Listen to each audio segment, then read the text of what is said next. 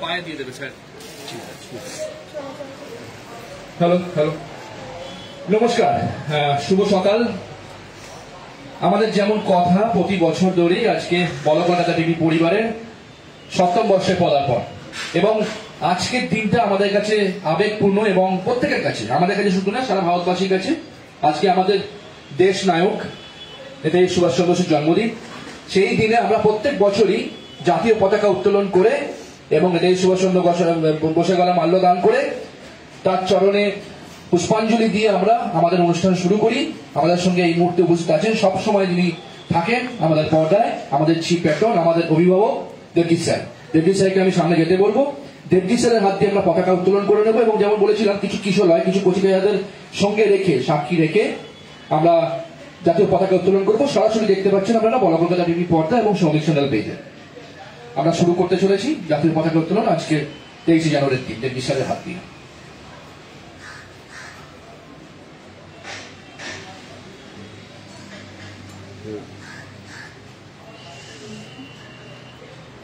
আমরা শুরু করব এবং জাতীয় সঙ্গীতের মাধ্যমে।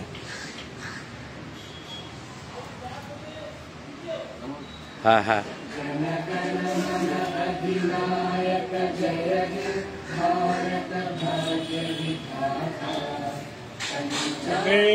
মাতরম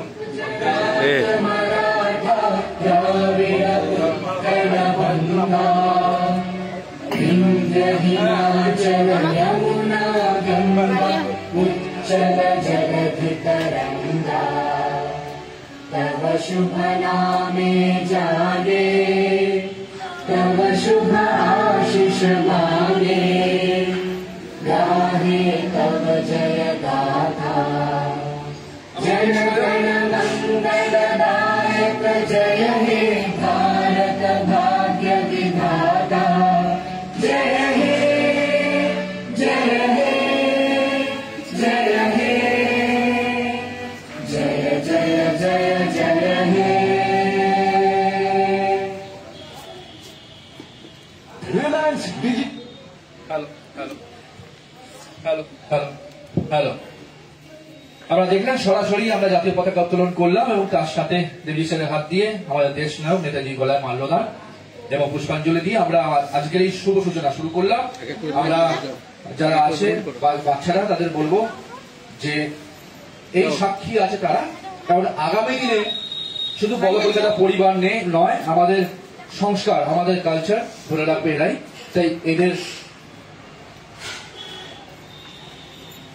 আমাদের এই শ্রদ্ধা এদের মধ্যেই আমরা দিয়ে যাব, যাতে প্রত্যেক বছর বা আরো যারা বড় যখন বড় হবে তারা এরাও কিন্তু ঠিক এরকম ভাবেই পালন করতে পারে।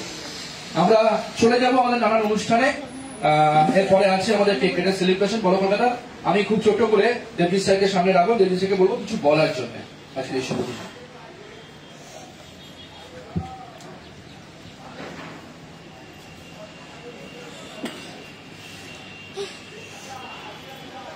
বন্দে মাতরম। আজকের দিনটা আমরা সবাই জানি আমাদের কাছে একটা গর্বের দিন, আনন্দের দিন। জানুয়ারি মাসে আমরা দুই যুগনায়ক, দুই বীরকে আমরা পেয়েছি, তাদের জন্মদিন স্বামীজি এবং নেতাজি। আমার মনের একান্ত ধারণা যেটা আমি বলছি আপনাদের, একদম আমি যখন মিশনে পড়তাম তখন থেকে আমি ভেবেছি এবং আমার মনে সে ধারণাটা এসেছে যে নেতাজি এবং স্বামীজি একই আত্মার দুটি রূপ, এবং দুজনেই আমাদের যা শিখিয়ে গেছে তাদের জীবন দিয়ে।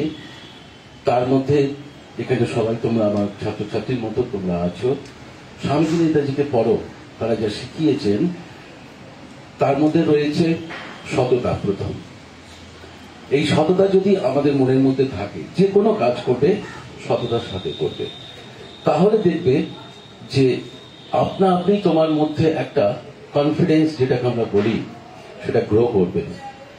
এবং যে তুমি পড়াশোনার ক্ষেত্রে বলো, তার পরবর্তীতে কোনো কাজ বলো, খেলাধুলা বলো, যে কোনো জায়গায়, যে কোনো ফিল্ডে তোমার জীবনে সেটা কনফিডেন্সটাকে গ্রো করবে। এই কনফিডেন্স গ্রো হওয়ার সাথে সাথে তোমার যে কর্মজগতে যেটা তুমি করছো সেটা প্রতিফলিত হবে দেখো খুব সুন্দরভাবে, যেটা কিন্তু স্বামীজি এবং নেতাজি তাদের জীবনের ক্ষেত্রে করে গেছেন। তারা কিছু মুখে বলেননি, কিন্তু তাদের কাজের মাধ্যমে আমাদের দেখিয়ে গেছেন। তা এই দিনটা বা 26শে জানুয়ারি বা নেতাজি স্বামীজির জন্মদিন, 2-3 দিন আগে স্বামীজির জন্মতিথি ছিল। আমার জীবনে কিন্তু এই বললাম একই আত্মা দুটো রূপ, আমি একজনই মানুষ ভাবি না। তো দুজনেই দেখো দু রকম ভাবে আমাদের, একজন প্রেম ভালোবাসা দিয়ে সবাই মাঝে আমাদের ভারতবাসীদের 1 নম্বর জায়গায় নিয়ে গেছেন। আরেকজন দেখো সেই একই আত্মার আরেকটি রূপ, তিনি যে সংগ্রামটা হলো কি স্ট্রাগল ফর এক্সিস্টেন্স, যেটাকে আমরা বলি যে লড়াই করে আমাদের বাঁচতে হবে এবং আমাদের অধিকারকে ছিনিয়ে নিতে হবে, সেটা দেখিয়ে গেছে। তা এইভাবে যদি আমরা চলতে পারি, শুধুমাত্র 2-1 দিন আমরা তাদের স্মরণ করলাম সেটা নয়, এবং প্রত্যেকটা দিন আমরা তাদের স্মরণ করব যদি আমরা করতে পারি। এবং বিশেষ করে যেটা যুব সমাজের প্রতি ডাক দুজনেই দিয়েছিলেন, যে ইউথ, সেই ইউথ যুব সমাজ তোমাদেরও বলছি, তারা যদি এটাকে ধরে রাখতে পারি সেই ঐতিহ্যকে, তাহলে তাদের আত্মার শান্তি হবে। এবং কোনোদিন মহামানবদের, বীরদের, তাদের কোনোদিনই মৃত্যু হয় না। তারা সবসময় তাদের মহৎ কাজের মধ্যে থেকে আমাদের মধ্যে তারা বেঁচে থাকে। তা এইভাবেই আমরা এগিয়ে যাব। আমাদের প্রত্যেকটা দিন আমরা সুন্দর করে তাদের স্মরণ করে, যখন তোমরা পড়তে বসবে, পড়বার আগে তাদের 1 মিনিট স্বামীজি এবং নেতাজিকে তোমরা স্মরণ করবে। আমি এখনো, তাহলে দেখবে তোমাদের কাজ খুব স্মুথলি হয়ে যাবে, পড়াটাও খুব সুন্দর করে হবে, পরীক্ষাতেও ভালো রেজাল্ট করবে, জীবনের প্রত্যেকটি ক্ষেত্রেও দেখবে তোমরা এগিয়ে যেতে পারবে। বাস এইটুকুনি। আমিও তোমাদের মতো স্টুডেন্ট এখনো আছি, আগেও ছিলাম। এইভাবেই আমাদের এগিয়ে যেতে হবে এবং আমরা ভারতবাসী হিসাবে খুব গর্ব অনুভব করব। বন্দে মাতরম। সবাই খুব খুব ভালো থাকবেন, বড় কলকাতার সাথে থাকুন। আজ বড় কলকাতার শুভ জন্মদিন। এই জন্মদিনে আমরা বড় কলকাতাকে সবাইকে এগিয়ে নিয়ে যাব, বড় কলকাতার সাথে, বড় কলকাতার পরিবার, দর্শকবৃন্দ থেকে আরম্ভ করে যারা রয়েছেন আমাদের সাথে কাজ করছেন, প্রত্যেকের সুস্থতা কামনা করি। প্রত্যেকে সুন্দর সুস্থভাবে জীবনযাপন করুন, এইভাবেই এগিয়ে চলুন। নমস্কার, ধন্যবাদ। Hello hello hello hello hello hello hello hello hello